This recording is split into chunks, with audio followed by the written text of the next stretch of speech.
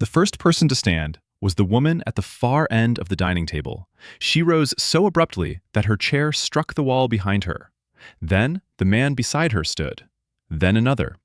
Within seconds, 23 guests were on their feet, staring at me in complete silence. I had entered the mansion with a borrowed engagement ring in my pocket, and the hand of a woman I had met less than 48 hours earlier resting nervously on my arm. Amelia Grant had paid me to pretend I was the man she intended to marry, so her family would stop forcing her back toward an engagement she had ended. I expected suspicion. I expected questions. I did not expect an elderly priest to cross the room, touch the scar above my eyebrow, and whisper, "Michael, we buried you 12 years ago." Amelia's fingers slipped from my sleeve. A portrait above the fireplace showed a young man wearing my face. Beneath it was a brass plaque bearing a name I had never heard and the date of a death I had apparently survived. Before I explain why an entire dinner party recognized a stranger, subscribe if you enjoy stories about hidden identities, dangerous family secrets, and love that begins with a lie but survives only through truth. And tell me in the comments, would you stay in a house where everyone knew your face, but no one would tell you why? Because that night, walking away would have protected the life I understood. Staying uncovered the life someone had stolen from me. 2 days earlier, I had been closing my small bookstore in Baltimore when Amelia Grant appeared at the locked front door and began knocking as though the building were on fire. It was nearly 9, rain streaked the windows, and I had already turned off half the lights. I pointed toward the closed sign. She pointed toward the storm, then pressed both palms together in a gesture that was either pleading or prayer. I unlocked the door. "We're closed," I said. "I know." She stepped inside, water dripping from the shoulders of her dark green coat. "I don't need a book. That usually makes bookstores less useful. I need the owner. He has poor judgment and lets strangers inside after closing." She looked about 32, with dark brown hair escaping from a loose knot and blue-gray eyes that studied me with uncomfortable precision. She carried no umbrella, only a leather folder clutched against her chest. "Are you Daniel Mercer?" she asked. "Who wants to know?" "Amelia Grant." She paused, apparently expecting the name to matter. "Should I recognize it?" "No. That may be why this could work." That sentence rarely precedes anything legal. She looked toward the street before lowering her voice. "I need you to pretend to be engaged to me for 1 weekend." I stared at her long enough for the old radiator to bang twice behind us. "You walked into a bookstore to hire a fiancé. I walked into 6 other places first. That does not improve the idea." The hotel bartender asked whether the arrangement included a honeymoon. The man at the coffee shop tried to negotiate clothing expenses. You are the first person who looks more offended than interested. My standards remain intact. "I can pay you $15,000. My standards bent slightly. The bookstore had belonged to my adoptive father, Robert Mercer, until his death 3 years earlier. He left me the building, the debts, and an instruction written inside his favorite novel: "Keep the doors open." I had obeyed longer than common sense recommended. Online sales were shrinking, the roof leaked above history, and the bank had given me 30 days to bring the mortgage current. $15,000 would not solve everything, but it would buy time. "What does the job involve?" I asked. Amelia opened the leather folder. The first page contained a photograph of a sprawling brick mansion surrounded by winter trees. "Tomorrow afternoon, we drive to Ashbourne, Virginia. My family is holding a memorial dinner at Grant House on Saturday. You will attend as my fiancé, remain through Sunday morning, and leave with me after brunch." "Why does your family need to believe you're engaged?" "Because my father has decided I should marry Charles Waverley." "Have arranged marriages become fashionable again?" "Only in families that call coercion tradition." "You said should. What exactly happens if you refuse?" "My father controls the foundation that funds the community legal clinics I manage. Charles's family has promised a major donation if our families unite. When I ended my relationship with Charles, my father threatened to close 3 clinics unless I reconsidered." "That sounds like extortion." "It sounds like family responsibility when he says it." "And a fake fiancé prevents the closures?" "It changes the public calculation. My father can pressure me privately, but he cannot openly punish the clinics because I chose another man. Too many donors and board members will be at the dinner." "Why not bring a friend?" "My family researches people. A friend would have connections they could exploit. I need someone outside their world." Then why me? She removed a newspaper clipping from the folder. It showed me standing outside the Baltimore courthouse 6 years earlier. I had testified against a property developer who used forged safety inspections after an apartment fire killed 2 tenants. You refused a settlement, Amelia said. You testified even after the developer's attorneys threatened your father's store. You investigated me. I researched people who had publicly resisted pressure from wealthy families. That is a very specific category. It became specific after several failures. Do you always recruit strangers through old newspaper articles? Only when my family is trying to purchase my obedience. Her voice remained composed, but her fingers had tightened around the clipping. What is Charles like? I asked. Polite in public, patient when he believes patience will eventually become ownership. And your father? More intelligent than Charles, less patient. Your mother? Dead. The answer was flat enough to conceal something. You mentioned a memorial dinner. For whom? Amelia's eyes moved toward me. My older brother, Michael. He died 12 years ago.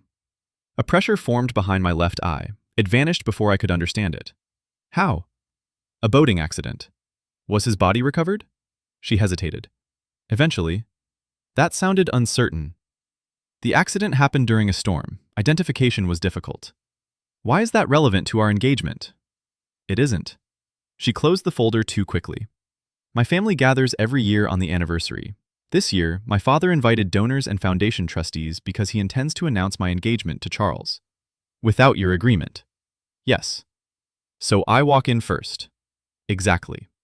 What happens when they discover there is no marriage planned? By then, the board will have witnessed me refuse Charles publicly. My father will have less power to rewrite the event.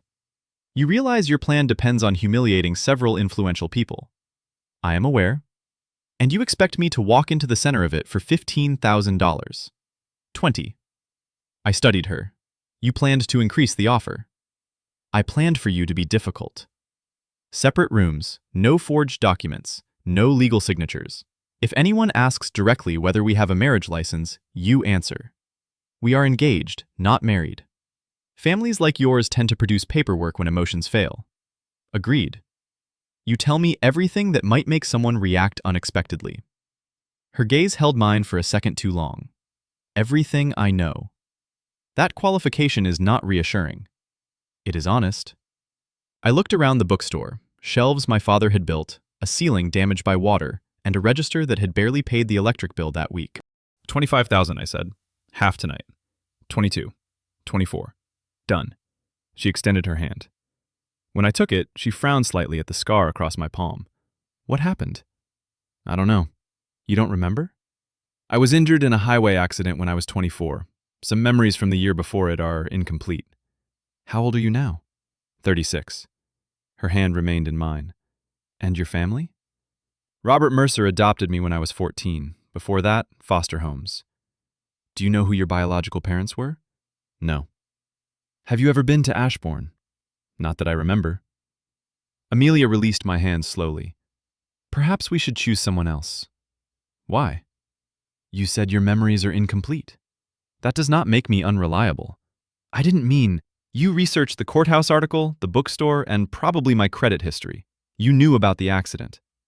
I knew you had been hospitalized. I did not know about the memory loss. Does it affect the job? No. Her answer came a fraction too late. Then transfer the deposit. The next morning, Amelia returned with coffee, 2 garment bags, and a binder labeled Daniel and Amelia. You named our relationship, I said. The binder contains our timeline, shared preferences, family profiles, and likely questions. There is a section marked Physical Familiarity. Basic habits, which hand you hold mine with, whether you touch my back when entering a room, how we behave when separated. You organized affection. My family notices inconsistency. That sounds exhausting. It is. According to the binder, we met 11 months earlier when Amelia visited the bookstore during a legal conference. She returned 3 times, claimed she disliked novels, then purchased a first edition she could not afford. We began dating after I called to tell her she had left her scarf. I proposed 2 weeks earlier in the empty bookstore after closing. You included the actual store, I said. It gives you familiar details. Why did I propose? Because you love me. Again, a conclusion rather than a reason. She looked impatient. What would convince you? Specific inconvenience. Real couples know what they tolerate. You refuse to replace damaged coffee mugs. Because handles are optional. You organize books by emotional association instead of subject. That is private methodology. You sleep on the side nearest the door. I glanced at her. How do you know that? Your apartment was visible behind you when I came last night. That is unsettlingly observant. You notice exits every time someone enters the store. Habit. You dislike being touched unexpectedly. Also habit. She lowered her eyes to the binder. I read legal briefs before bed. I hate lilies. I cannot sleep if a closet door is open. When nervous, I count backward from 30.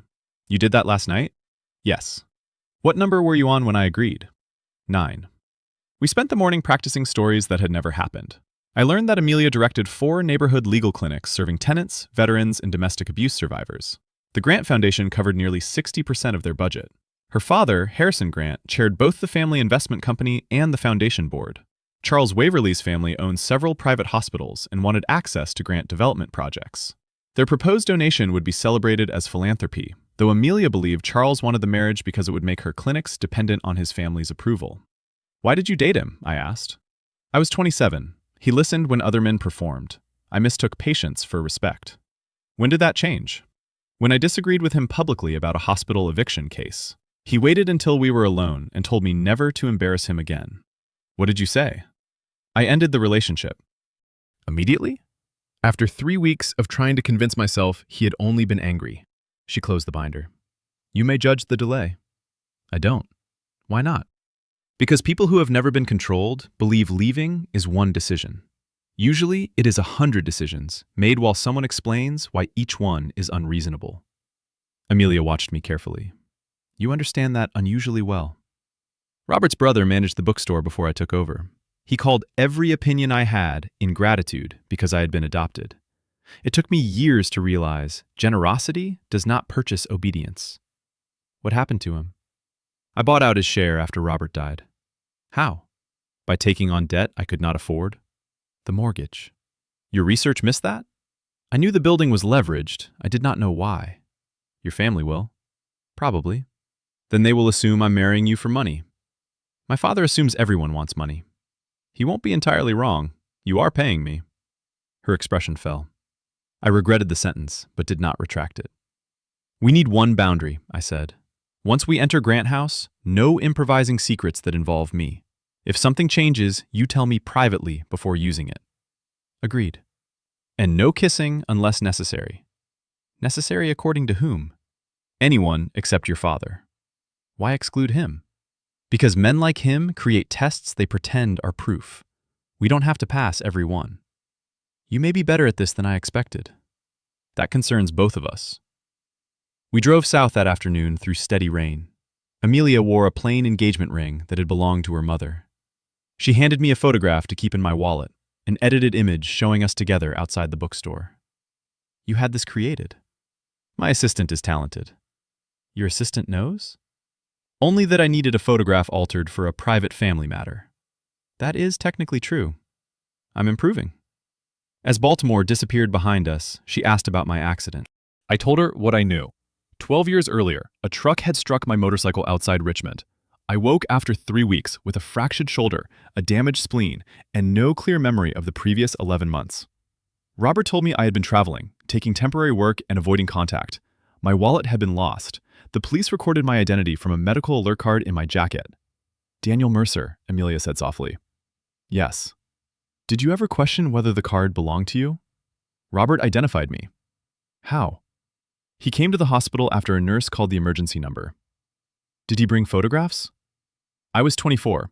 I remembered my childhood with him. Of course. She turned toward the window. What? I asked. Nothing. You are counting. 26. That means something is wrong. It means I am considering whether a thought is useful. Say it. The accident occurred near Richmond, less than 90 miles from Ashbourne. Michael disappeared 11 months before your crash. You said he died 12 years ago. The boat was found 12 years ago. His remains were identified months later. And you're wondering whether I could have met him. It is possible. Did he spend time in Baltimore? No, but he traveled widely. Why are you telling me this now? Because you asked for anything that could cause an unexpected reaction. You should have mentioned the timing before taking my money. I did not connect it until now.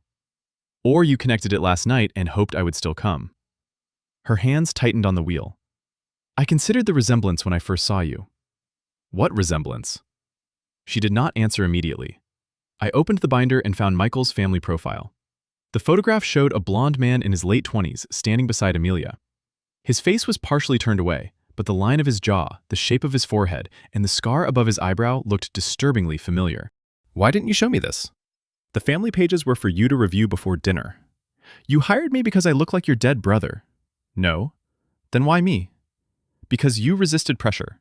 Because your background was separate from my family. Because I needed someone believable. And the resemblance? It frightened me. So you ignored it? Yes. I closed the binder. Turn around. We are 2 hours from Baltimore. Turn around. Daniel, please. My father will announce the engagement tomorrow. That is your emergency, not mine. She pulled onto the shoulder and stopped. Rain struck the roof hard enough to fill the silence. You have every right to leave, she said. I should have disclosed the resemblance. I told myself it was grief creating patterns. That was cowardly. You researched me, but did not compare my history to his. I did not want to. Because? Because when I looked at you, for 1 second, I wanted him to be alive. Her voice broke on the last word. She pressed her hand against her mouth, angry with herself for revealing it. And then, I asked. Then you spoke, and you were nothing like him. Michael entered every room as though he had already forgiven everyone. You entered as though the room needed to prove it was safe. That is not an answer. I chose you after I knew you were different. But you still brought me to a memorial dinner where his family would see me. Yes. That is either unbelievably reckless or something you hoped would happen. She turned toward me. I hoped my father would be shaken enough to lose control of the announcement. I did not believe anyone would think you were Michael. I believed they might see the resemblance and remember what his death did to us. You intended to use my face. Yes. No defense followed. I'm sorry. I should have opened the door, called a taxi, and returned to the bookstore. Instead, I looked at the photograph again. A strange pressure pulsed behind my eye. A fragment appeared, candlelight reflected in glass. Amelia, younger and crying, a man's voice saying, "Don't let Harrison decide what love costs." Then it vanished. I've seen this dining room, I said. What? The room behind Michael in the photograph. I know the wallpaper. Amelia went still. Have you been to Grant House? I don't know. Daniel, we continue. But the engagement is no longer the only reason. The moment something happens that you withheld, the arrangement ends. Agreed. And if your family believes I'm Michael, you tell the truth about hiring me immediately. Yes. She restarted the car. Neither of us touched for the remaining drive. Grant House stood beyond iron gates at the end of a long avenue of oak trees. It was not a mansion designed to impress strangers. It was a mansion designed to remind relatives who owned their history. Red brick walls rose 3 stories above formal gardens. Stone lions guarded the front steps. I knew one of them had a damaged left paw before the headlights reached it. Stop, I said. Amelia braked. What happened? The lion on the right, its paw is cracked. It was damaged when Michael was 14. I knew. My palms became cold. You may have seen a photograph. Not that one. We can leave. You offered that when it protected you from the consequences. Are you offering because it protects me now? Yes. Then we go inside. A servant opened the door before we knocked. The entrance hall smelled of cedar smoke and orange peel. I knew the staircase curved behind the west wall. I knew the small door beneath it led to a wine cellar. None of those memories arrived as images. They existed as certainty. Amelia's hand found mine. You're shaking, she whispered. Don't let go. It was the first honest request either of us had made. We entered the drawing room, where more than 20 relatives, donors, trustees, and family friends waited for dinner. Harrison Grant approached us. He was 65, tall, silver-haired, and disciplined in every movement. Amelia, he said. His gaze moved to me. The composure left his face for less than a second. Who is this? She raised our joined hands. This is Daniel Mercer, my fiancé. Charles Waverly stood near the fireplace. He looked at the ring, then at me, and his expression hardened. Your fiancé, Harrison repeated. We intended to announce it privately. How long? We've been together 11 months. That is impossible. Why? I asked. Harrison looked directly into my eyes. Because I know who you are. Before he could say more, a bell sounded from the dining room. A woman in a black dress announced that dinner was served. Harrison's jaw tightened. We will discuss this after the memorial. We can discuss Amelia's decisions whenever she chooses, I said. Not whenever you summon her. Several guests heard me. Harrison smiled without warmth.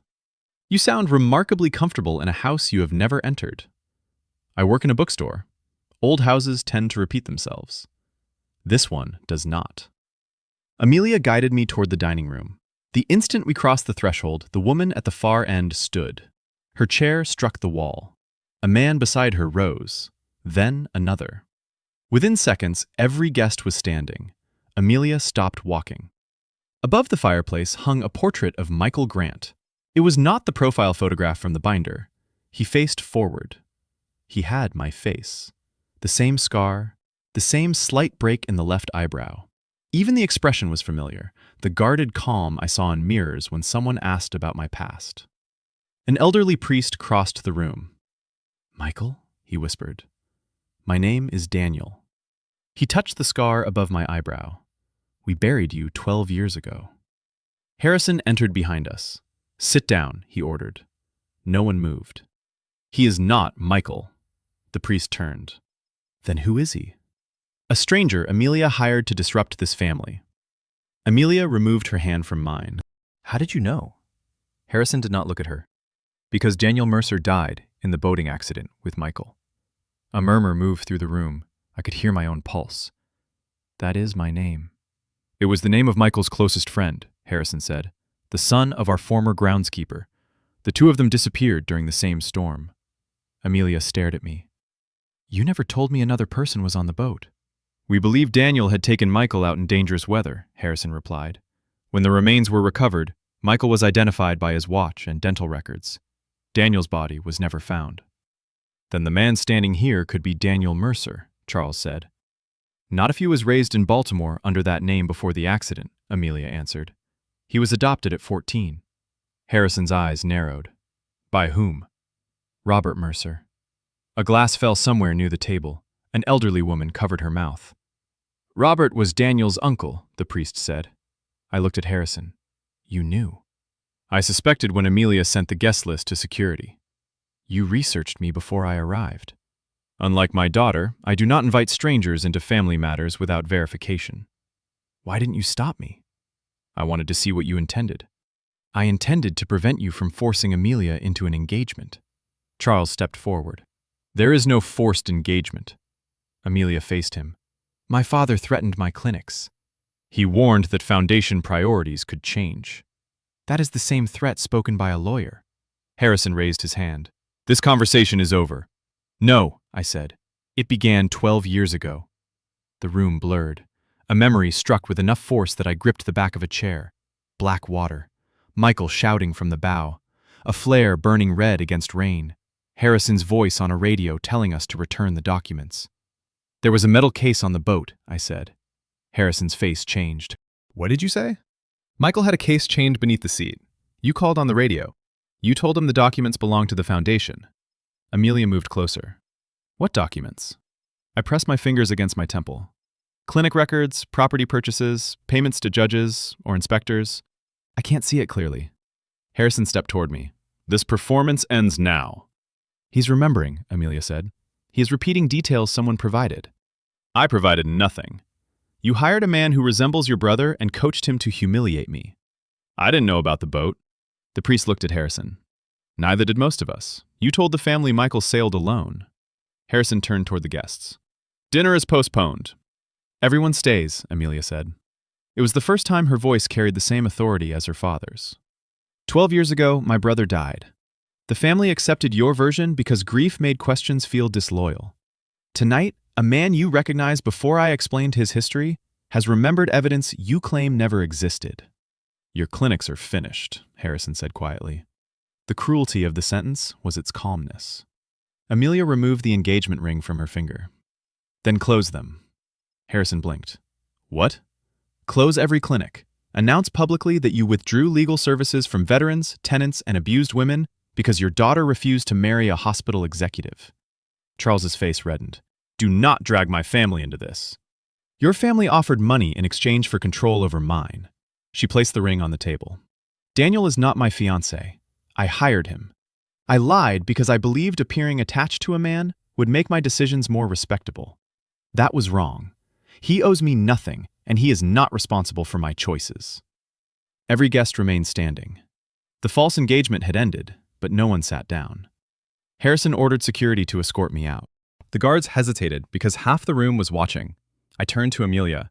Where was Michael's bedroom? Third floor, east wing. There's a narrow stair behind the library. Her eyes widened. Yes. The case isn't in the water. Another memory surfaced. Michael removing a waterproof packet, pressing it into my hands, and shouting above the storm. If we don't make it back, put this where she used to hide. Your mother had a hiding place. Amelia stared at me. The music box. Where? Her sitting room. It has been locked since she died. Harrison moved between us. You are not entering another room in this house. Why? I asked. Because you already searched it? The priest stepped into Harrison's path. Let him go.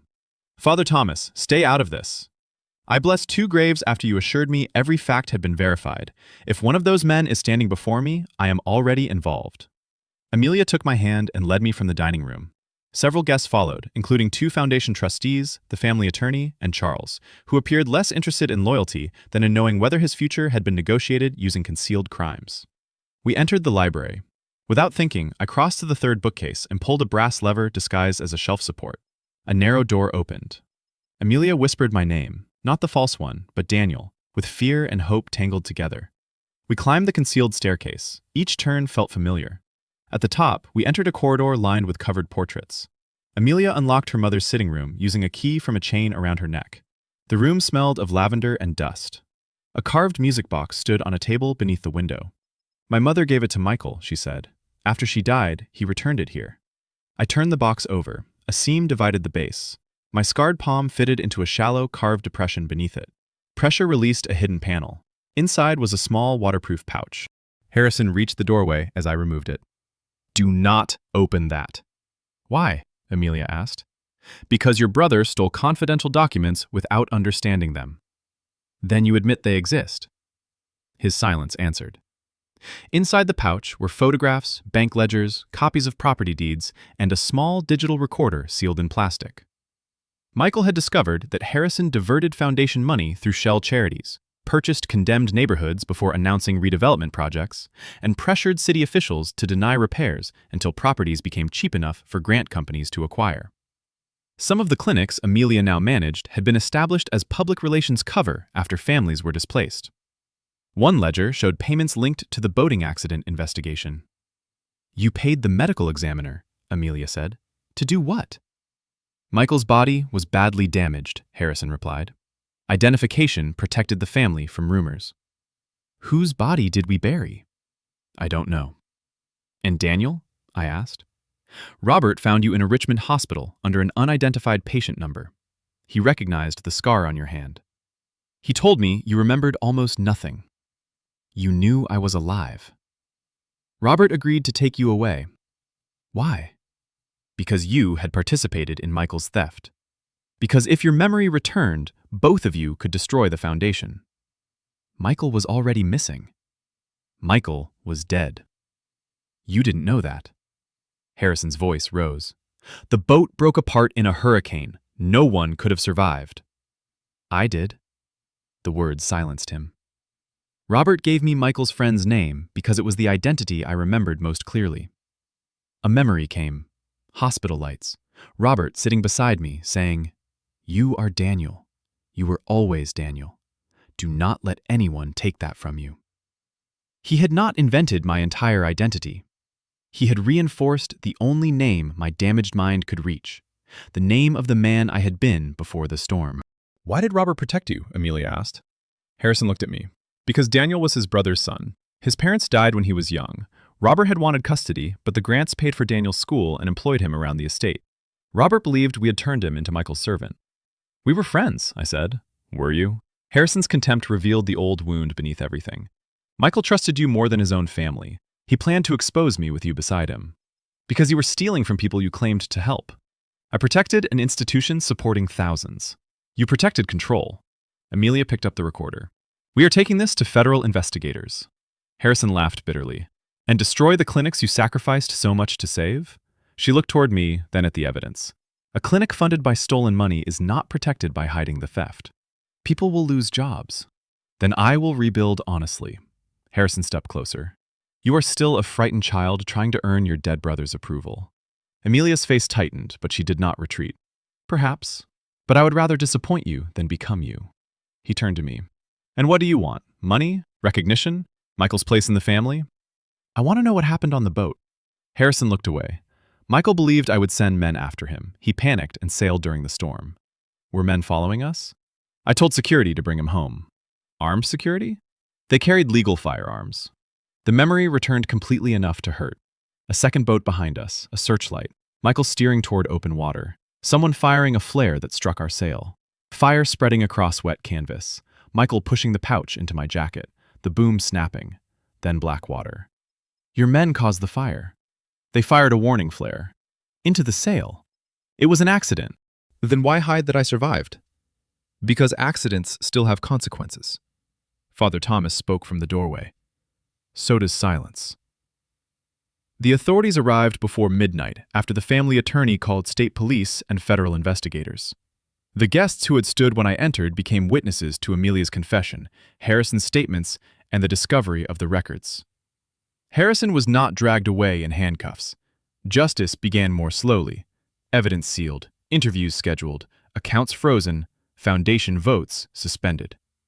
Charles left after informing Amelia that his family would withdraw its donation. Thank you, she said. For what? For finally making the cost clear. He looked at me. You understand she used you? Yes. And you're staying? That is no longer your concern. After he left, I found Amelia alone in the dining room. The guests had gone.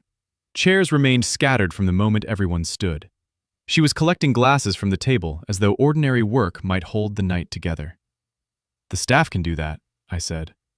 The staff has endured enough grants giving orders. I picked up 2 glasses. You ended the arrangement publicly. I had to. I know. You can leave. The full payment will still be transferred. I don't want it. Daniel, you earned it. I accepted the job without knowing you selected me partly because of my face. She set down the tray. I deserve that. Yes. I told myself the resemblance might unsettle my father enough to stop the announcement. I treated your appearance as leverage. Yes. I am sorry. You keep accepting the accusation instead of defending yourself. Because my intention does not erase what I did. I looked around the room. When everyone stood, did you think I was Michael? She took a long breath. For 1 second. Then you looked at me. Michael always looked toward my father when a room changed. You looked toward the nearest exit, then back at me to see whether I was safe. You barely knew me. I knew that. Why did you follow me upstairs after I remembered the case? Because you asked me not to let go downstairs. That was before the arrangement ended. Some things remained true after the lie. The space between us changed. I wanted to touch her, but wanting something after a night of revelations did not make it wise. I need time, I said, to understand who I was before the crash, to learn what Robert knew, to decide whether Daniel Mercer is a name I chose or one grief chose for me. I understand. Do you? No, but I can respect it without understanding every part. She removed the borrowed engagement ring from the table and closed it in her hand. I won't ask you to stay. Why not? Because asking would turn your confusion into another emergency for me to solve. That sounds unusually healthy. I'm exhausted. It may pass. I almost smiled. When I leave, I will still want to see you. Her eyes lifted. Why? Because the woman who hired me was willing to use a stranger. The woman who stood in that dining room sacrificed the clinics she built rather than continue the lie. I don't know which one is the real Amelia. Both. Good answer. Not a flattering one. Truth rarely begins as flattery. I stepped closer. When this is over, I would like to meet you again without a contract. A real date? Possibly. After investigators stop asking whether our engagement was part of a criminal conspiracy. Romantic. I own a failing bookstore. Expectations should remain practical. She laughed for the first time since dinner. It was quiet and tired, but real.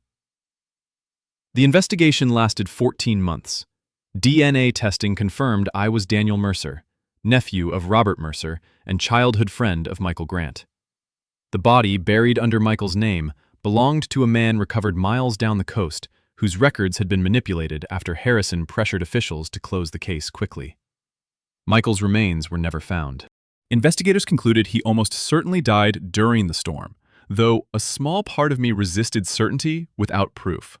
Harrison was charged with fraud, obstruction, and conspiracy connected to the financial schemes and accident investigation. Several charges were later resolved through a plea agreement, requiring restitution and the surrender of foundation control. The legal process disappointed anyone expecting a dramatic punishment, but the records became public. Families whose homes had been acquired through manipulated redevelopment programs received settlements. The Grant Foundation was reorganized under an independent board. Amelia's clinics lost nearly half their funding in the first month. She refused offers from Charles's family and other donors who demanded influence over cases. Instead, she spent the year traveling, speaking, raising small contributions, and rebuilding one clinic at a time. I testified about the accident, Robert's role, and the recovered memories. Robert's letters, found in a locked cabinet beneath my bookstore office, explained that he had been contacted after the hospital discovered an old school record linking me to him. He believed the Grants would silence me if they learned I had survived. He changed no legal records. Daniel Mercer had always been my name. He simply moved me to Baltimore, discouraged questions, and never told me about Michael because doctors warned that forced memories could cause severe psychological damage. In his final letter, he admitted fear became convenience. I told myself I was waiting until you were strong enough, he wrote. Eventually, I understood I was waiting until I felt brave enough. I never did. I forgave parts of him slowly. Other parts remained unresolved. Love did not require pretending his silence had been harmless. Amelia and I had our first real date 3 months after the dinner. She came to the bookstore carrying no binder. You're underprepared, I told her. I wrote 3 questions on my hand. That is still preparation. Recovery is gradual. We ate takeout between the shelves after closing. She asked what I remembered about Michael. I told her small things. He whistled when frightened, cheated badly at cards, and believed every locked room contained either evidence or wine. I remembered loving him like a brother and resenting how easily he trusted me. He trusted you because you never wanted his family's approval, Amelia said. I wanted it more than I admitted. Did my father know? Yes. He offered to pay for law school if I stopped helping Michael investigate. I nearly accepted. But you didn't. Not immediately. Michael discovered I had met with Harrison. We fought. I agreed to help only after seeing the relocation files. You are allowed to have hesitated. That sounds like something you tell clients. It is something I am learning to tell myself. Our relationship did not become simple because we shared a mystery. I distrusted plans I had not approved.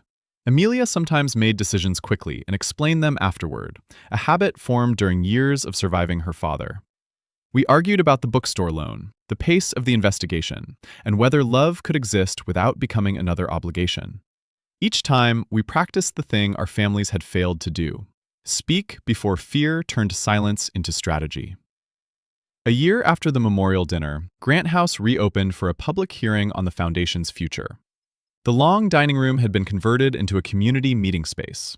The portrait of Michael remained above the fireplace, but a new plaque beneath it described his efforts to expose the financial scheme, rather than simply recording the date of his death. Amelia asked whether the image bothered me. People may think it's me, I said. They already do. Would you like it moved? No. He spent his life in this house. I only spent one terrible dinner here. You're minimizing your contribution. I provided dramatic timing. Before the hearing began, Father Thomas approached me with the same careful expression he had worn that first night. The last time you entered this room, everyone stood because they believed the dead had returned, he said. Today, they may stand for a better reason. Please ask them not to. It was disturbing. When Amelia walked to the front, she announced that Grant House would become the permanent headquarters of an independent legal and housing foundation. Part of the estate would be sold to fund restitution. The remaining rooms would host clinics, mediation programs, and public archives containing the records Michael had tried to protect. Families often preserve portraits while destroying the truth around them, she said. This house will attempt the opposite. When she finished, the audience stood. This time I remained seated until she looked toward me. Then I rose with everyone else, not because they recognized my face, but because she had earned the room through action. That evening, after the last guest left, Amelia found me beside Michael's portrait. "You're doing the thing where you disappear while remaining visible," she said. "That is a complicated accusation. Accurate? Possibly." She handed me a small book wrapped in brown paper. It was the first edition from our invented love story, the one she had supposedly purchased when we met. "You found a copy," I said. "The bookstore owner located it for me. He sounds exploitable." Inside the cover, she had written, "For the man I first met through a lie and chose only after the truth." Beneath the inscription lay the engagement ring we had used. "What is this?" I asked. "Not a proposal." "You sound defensive." "It is an invitation." "To what?" "Dinner next Saturday. No relatives, no foundation trustees, and no paid agreement. After dinner, perhaps a conversation about whether we are building toward the same future." That is very structured. I am still myself. Good. I took the ring from the book. This object has a poor history. It can be melted down. Into what? Something honest, eventually. I closed my fingers around it. Saturday works. You could sound more enthusiastic. I intend to arrive. Given our history, that represents commitment. 6 months later, I melted the borrowed ring with the help of a local jeweler and turned it into 2 narrow bands. I proposed to Amelia in the bookstore after closing, the exact location we had invented before it became meaningful. There was no audience. I had no speech prepared beyond what was true. "The first time we pretended to be engaged, you needed someone who could resist your father," I said. What neither of us understood was that I also needed someone who would resist my instinct to leave whenever belonging became complicated. "You did not save me from my past. You gave me room to face it without deciding what I should become." Amelia Grant, will you marry me without donors, contracts, memorial dinners, or an emergency exit plan? She looked at the 2 rings. "Why are there 2? One is yours, one is mine. You're wearing an engagement ring? Equality has logistical consequences." She laughed through tears. "Yes." That sounded uncertain. "Yes, Daniel. Completely, inconveniently, honestly, yes." When I placed the ring on her finger, she took the second band and slid it onto mine. "No waiting until the ceremony?" I asked. "We have lost enough time to other people's rules." We married the following spring in the courtyard behind the bookstore. The guests included clinic staff, former tenants represented by Amelia, investigators who had become reluctant family friends, and relatives willing to acknowledge what the Grant name had cost. There was one empty chair for Michael and another for Robert. Not because either man had been innocent, but because love and failure had existed in both of them. Father Thomas performed the ceremony. Before I walked down the aisle, he asked whether I was prepared for everyone to stand again. "Only if they understand who they're seeing," I said. When the doors opened, the guests rose. Amelia stood beneath strings of warm lights, looking at me rather than at the face of the brother she had lost. I understood then that recognition was not the same as knowing. The people at Grant House had recognized my features, my scar, and the shape of a dead man's memory. Amelia had learned who I was through choices made after the mystery ended, how I became silent when hurt, how I repaired books with too much tape, how I visited my father's grave whenever anger felt easier than grief, and how I remained beside her when rebuilding the clinic seemed impossible. She did not love me because I had returned from the dead. She loved me because I had stayed alive long enough to choose a future. After the ceremony, we returned briefly to the bookstore. The closed sign still hung in the window, and the old radiator still struck the pipes at inconvenient moments. Amelia stood where she had first offered to hire me. "You were rude that night," she said. "You proposed fraud after business hours. I offered fair compensation. You withheld critical information. I have apologized repeatedly. I know. I enjoy accuracy." She rested her hand against my chest. When everyone stood at the dinner, what did you think? That I had entered the wrong house. And now? I looked through the window at our guests waiting in the courtyard. I think I entered the wrong house for the right reason. That sounds rehearsed. I own a bookstore. Occasionally the language improves. She kissed me, and somewhere outside, the guests began calling for us. I had once believed belonging meant being recognized without explanation. I was wrong. A face could be recognized and still misunderstood. A name could be preserved while the person carrying it disappeared. Real belonging began when the truth was allowed to complicate love rather than destroy it.